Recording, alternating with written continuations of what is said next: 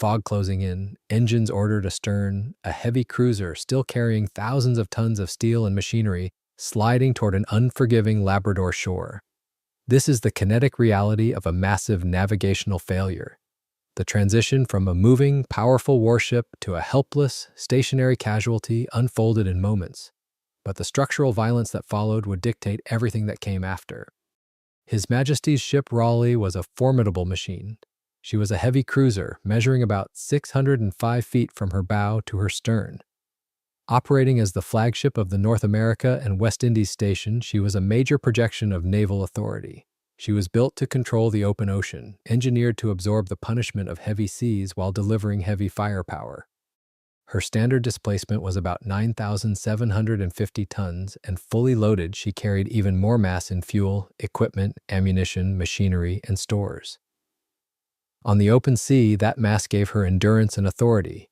In shallow water, it became a liability. On August 8, 1922, the cruiser was navigating the desolate waters off the Labrador coast of Canada. The environment was aggressively hostile. Heavy fog had settled over the region, compounded by rain squalls and a strong southwest wind. The horizon vanished. Visual references came and went. The officers on the bridge were forced to work with navigational plots, dead reckoning, imperfect visibility, and the judgment calls demanded by a dangerous coast. Ice, altered courses, charted dangers, and the uncertainty of position all compressed into the same fatal problem. In that setting, a small error in position, drift, or command judgment could put a heavy cruiser directly onto the rocks. The cruiser had been making 12 knots earlier, but as the danger closed in, speed was reduced and the engines were ordered astern. Even then, in zero visibility near a rocky shoreline, the margin for correction was almost gone. Breakers and land appeared through the fog only moments before grounding. There was little time to recover the ship's position, reverse her movement, or alter the outcome. The primary proof of this navigational blindness stands on the nearby shoreline. The massive cruiser drove onto a rocky reef less than 1 kilometer from the Point Amour lighthouse. This towering coastal structure was built specifically to warn mariners away from the jagged coastal shelf. Yet the dense fog and heavy rain reduced the value of the light at the exact moment it mattered most. The first signs came too late. Land in the fog, breakers nearby, emergency engine orders, and then the tearing shock of Raleigh driving onto the rock. When a 605-foot hull carrying thousands of tons of steel, machinery, fuel, and stores meets a fixed, rocky shelf, the physical shock is immense, even after emergency engine orders. The forward momentum forces the bow up onto the ledge, scraping away steel and tearing open lower compartments. The energy transfer ripples through the length of the ship, stressing bulkheads and twisting the structural frame. In mere moments, the heavy cruiser had been converted from a moving warship into a grounded casualty pinned against the Canadian coast. The immediate aftermath was chaotic and extremely dangerous. The ship was no longer a vessel navigating the ocean. She was a massive metal structure pinned to a rocky reef, taking a brutal pounding from the southwest wind and the relentless coastal surf. The freezing water of the North Atlantic began to flood into the damaged sections of the hull. The crew faced an immediate, life-threatening crisis, but the engineering reality of the situation was already taking grim shape. His Majesty's ship Raleigh was hard aground. She was fully loaded with heavy machinery, massive naval guns, and highly sensitive military equipment. The commanding officers and salvage engineers now faced a terrifying physics problem. They had a compromised hull resting on uneven rocks, battered continuously by wave action. The kinetic impact was over, but the structural degradation had just begun. The immediate imperative was survival, but the very next thought was extraction. The engineering teams had to look at the bleeding hull and figure out how to drag 9,750 tons of dead weight off a jagged rocky shelf before the ocean tore the flagship completely apart. The wreck site sits in shallow water, roughly 20 to 30 feet deep in the area commonly visited today. For a massive warship built to command deep ocean basins, that kind of rocky shelf was a geometric trap. Once the bow drove into the shallows, the ship no longer enjoyed the clean, even support of open water. Some buoyancy remained, but enough of the vessel's weight was now being carried by rock to turn the hull into a trapped steel structure. She was not floating freely anymore. She was partly supported, partly flooded, and heavily pinned to the coast itself. The first engineering response to this crisis was not a clean extraction attempt. It was damage control in motion. The bridge used engines and helm urgently as the ship touched and settled, trying to reduce the danger and prevent the stern from being driven into more rock. Full astern power could not undo the grounding once the hull had come onto the shelf. The cruiser was no longer simply a ship under command. She was a mass of steel partly carried by rock, partly held by water, and battered by the sea. Reverse thrust alone was not enough to save the ship, and the surviving accounts do not clearly support a large, deliberate kedging operation of the kind sometimes imagined for stranded vessels. Anchors, lines, and emergency seamanship were certainly part of the crisis, but the public record does not confirm a coordinated attempt to haul Raleigh backward with deep water anchors and steam winches. The safer conclusion is harsher and simpler. Once the cruiser settled onto the ledge, ordinary ship handling and improvised pulling could not refloat her. Under normal conditions, this dual application of engine thrust and cable winching exerts enough force to dislodge a grounded vessel. However, the engineers were not just fighting the initial impact friction. They were fighting an ongoing dynamic process that was actively destroying their chances of a successful refloat. The environment itself was working systematically to lock the ship in place forever. The true adversary was the relentless wave action of the coastal surf. Contemporary descriptions make clear that the sea did not leave the ship resting quietly. As waves passed beneath her, the hull could lift slightly, then settle and strike the rocks again as the water fell away. That repeated pounding damaged plates, strained frames, and made any refloating effort less plausible with every tide. Instead of working loose, the ship was being hammered into more destructive contact with the ledge. The torn lower hull met an uneven rocky shelf, creating more points of resistance and more places where damaged steel could catch. The cables, anchors, and engine power available to the crew could not overcome that combination of weight, damage, and wave action. The ship had become a wreck on the shore, not a vessel waiting to be pulled clear. The salvage engineers were forced to confront a brutal mechanical reality.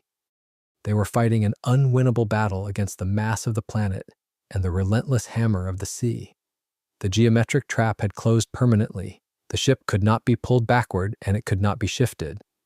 The realization fundamentally altered the mission. The vessel could no longer be saved as a functional warship. If the hull could not be physically removed from the rocks, then every piece of crucial machinery locked inside that hull would have to be manually extracted while the dead ship remained trapped in the surf. Over the following years, the Royal Navy faced a different kind of problem. The ship could not be restored as a fighting cruiser, but valuable material still remained inside her.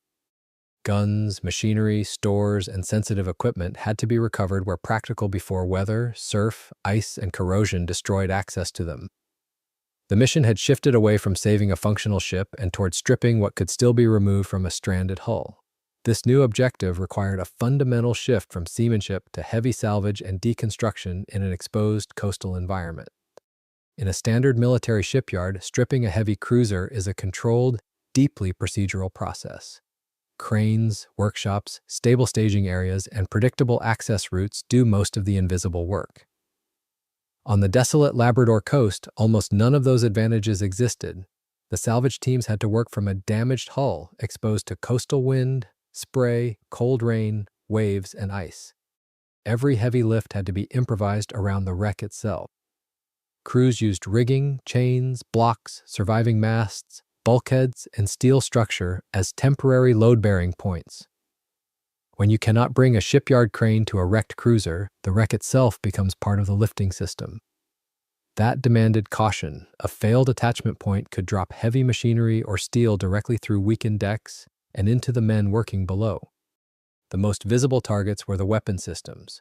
Raleigh carried 7.5-inch naval guns in single shielded mountings, not massive enclosed turrets.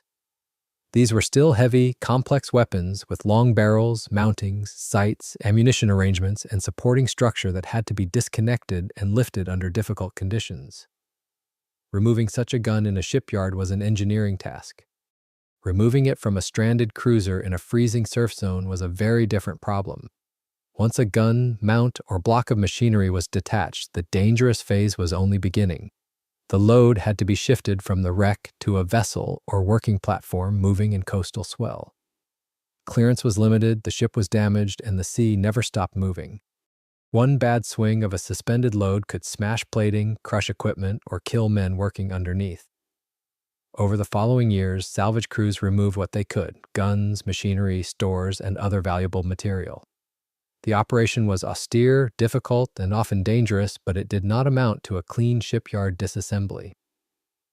By the time the valuable assets had been removed, what remained was a gutted steel hull still locked to the Labrador coast. Leaving a massive steel hull to slowly degrade against a remote coastline required little additional engineering effort, but it carried a visible institutional cost. With the salvageable machinery and weapons removed, the physical extraction phase was over. Yet a different crisis remained. The stranded vessel still stood in a place where passing traffic in the Strait of Belle Isle could see it. The core problem was the intact geometry of the remaining structure. The warship was dead and stripped, yet she could still look, from a distance, like a cruiser standing upright in coastal waters. The superstructure, bridges, masts, and high freeboard remained visible against the northern horizon. That upright silhouette became the center of the problem. If the grounding had happened in a hidden corner of the coast, the Admiralty might have accepted a slow, natural collapse. But this section of coast lay beside an important route used by merchant vessels, passenger liners, and naval traffic moving through the strait.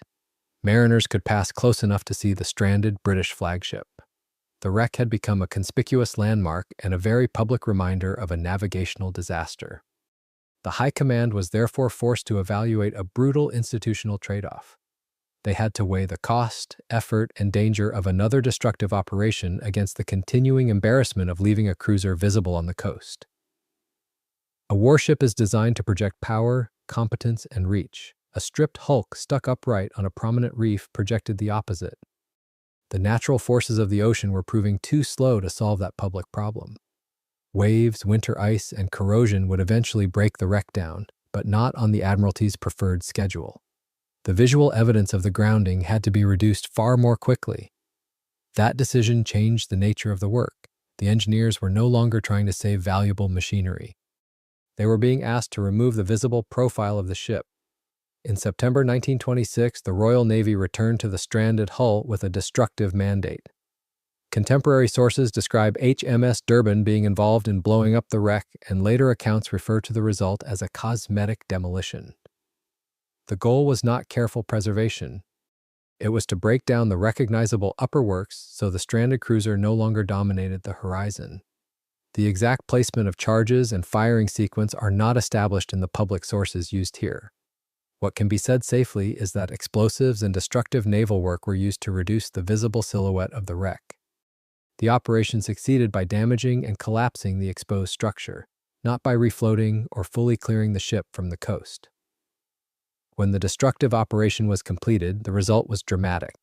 The recognizable vertical shape of the cruiser was broken down. Bridges, upper works, exposed fittings, and sections of heavy structure were shattered, collapsed, or reduced until the ship no longer presented the same proud profile against the coast. Within a short span, the massive silhouette of the flagship had been erased as a visual landmark. The operation accomplished what years of weather had not yet done. To vessels passing through the adjacent waters, the most embarrassing part of the wreck was no longer standing upright on the horizon. The cosmetic demolition solved the visual problem, but it did not fully clear the wreck. The recognizable cruiser profile had been removed from the skyline, yet the broken hull and debris field remained in shallow water. Later surveys and disposal work would show that unexploded naval ordnance was still present at the site. A heavy cruiser carried large quantities of ammunition for her guns. While the 7.5-inch gun barrels and other valuable equipment were salvaged, public sources do not confirm the exact tonnage of explosive ordnance left behind, or prove that thousands of shells remained locked in intact lower magazines after the demolition. What is confirmed is serious enough. Large caliber unexploded shells remained around the wreck. In 2003, disposal teams reportedly destroyed 400 7.5-inch shells recovered from the site. The later demolition and decades of movement left wreckage, shell cases, and ammunition scattered within a shallow, unstable debris field.